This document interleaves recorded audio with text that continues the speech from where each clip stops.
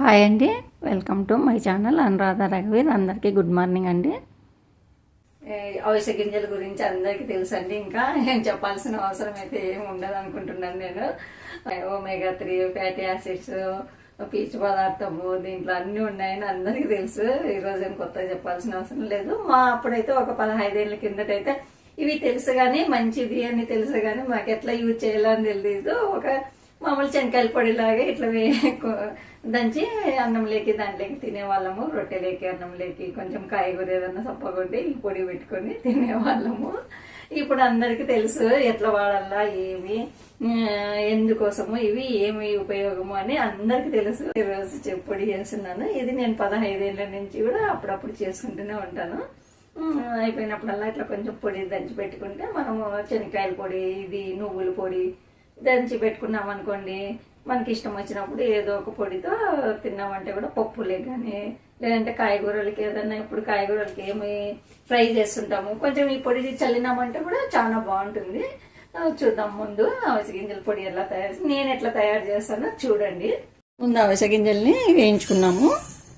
కొంచెం అవిసె గింజలు తొందరగా వేగుతాయి కాబట్టి చిన్న మంట పెట్టుకొని కొంచెం వేయించుకోవాలి. దాంతోపాటు కొంచెం నీళ్ళు ఇట్లా చిలికరించినారనుకోండి తొందరగా వేగవు, నిదానంగా వేగుతాయి, చిట్లవు అన్నమాట.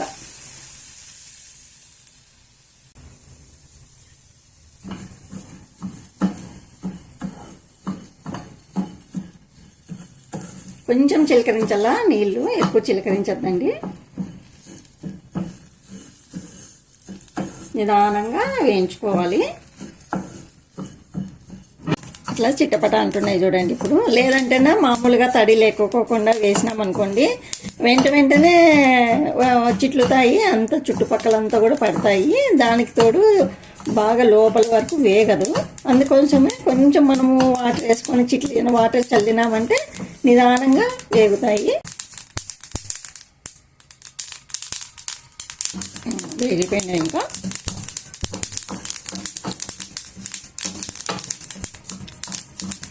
కలర్ కూడా చేంజ్ అయినాయి కదా. ఇంకా తీసేద్దాము.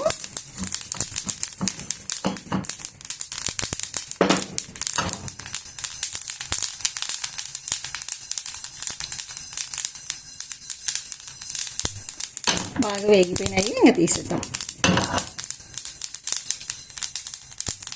కొద్దిగా వేరుశనగ విత్తనాలు కూడా వేసుకున్నాము, కొంచెం బైండింగ్ కోసమే.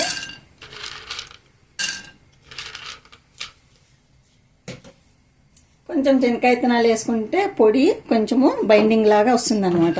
అందుకోసమనే శనక్కాయ విత్తనాలు కూడా వేసుకుంటే మంచిది. ఇవి కూడా కొంచెం నిదానంగా వేయించుదాం.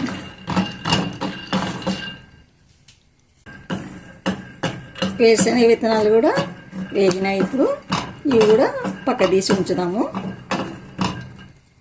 కొద్దిగా ఆయిల్ వేసుకున్నాము.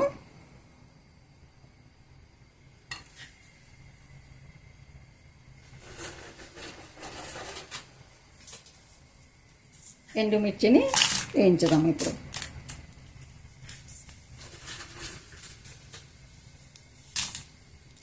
ఇవి కారం తక్కువే ఉన్నాయి.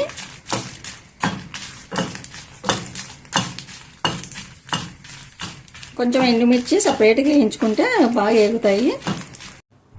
ఎండుమిర్చి కూడా వేగిపోయినాయి, ఇంకా తీసేద్దాము.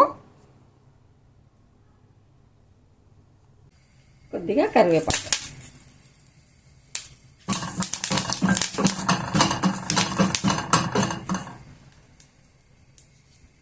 కరివేపాకు కూడా కొంచెం క్రిస్పీగా రావాలా, లేదంటేనా ఈ పొడి బూజు పట్టేస్తుంది. అందుకోసమని క్రిస్పీ అయ్యేంత వరకు వేయించుదాము. కరివేపాకును కూడా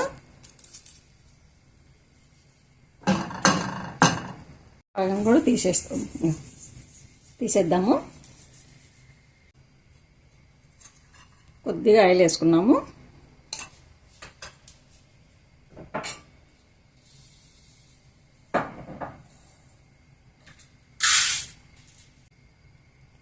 కొద్దిగా శనగబ్యాళ్ళు,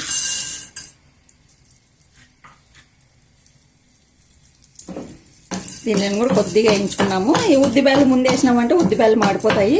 ముందు శనగబ్యాళ్ళు కొంచెం వేగిన తర్వాత ఉద్దిబ్యాళ్ళు వేసుకున్నాము.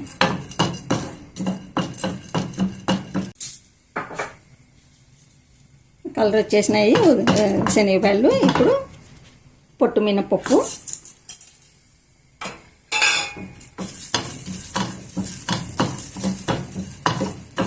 కొద్దిగా జీలకర్ర. నేనేం ధనియాలు మెంతులు అలాంటివి ఏం వేయలేదు. ధనియాలు అవన్నీ వేసినాం అనుకోండి మరి మసాలా కారం పొడి అయిపోతుంది. ఇది మనం దోశలేకి దాంట్లోకి తినడానికి కొంచెం స్మెల్ అనిపిస్తుంది.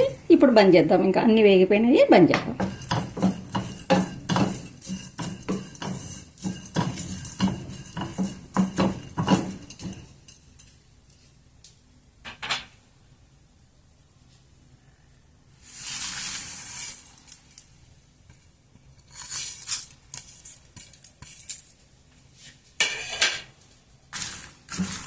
అన్నీ బాగా చల్లారనిద్దాము. ఇంకా కొద్దిగా చల్లగైన తర్వాత గ్రైండర్కి వేసేద్దాం. ఇంకా కొంచెము ఒక స్పూన్ కొబ్బరి పొడి కూడా వేసుకున్నాము. ఇప్పుడు వేసుకున్నామనుకో ఆ వేడికే కొబ్బరి పొడి కూడా వేగుతుంది. ముందే వేసినామనుకో మాడిపోతుంది, కొబ్బరి పొడి బాగుండదు. అన్నీ చల్లారనిద్దాము. ఇంకా బాగా చల్లగా అయిపోయినాయండి. ఇప్పుడు గ్రైండర్కి వేసేద్దాం. ఇంకా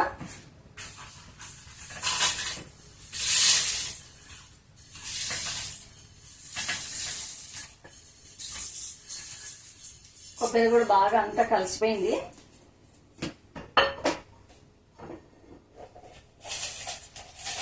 కొద్దిగా ఉప్పు కొంచెం వేసుకున్నాము.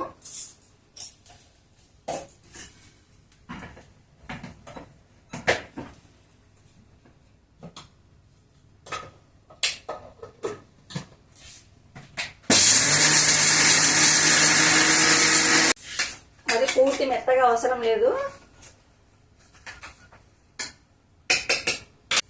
వెల్లుల్లిని కూడా వేసుకున్నాము.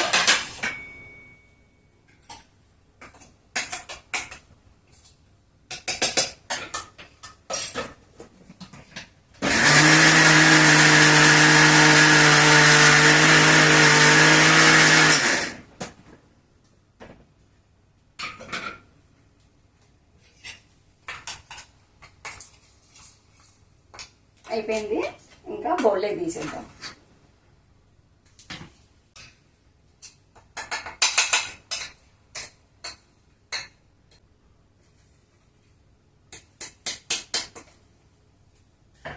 చూస్తున్నారు కదండి అవిసె గింజల పొడి ఎలా తయారు చేశానో.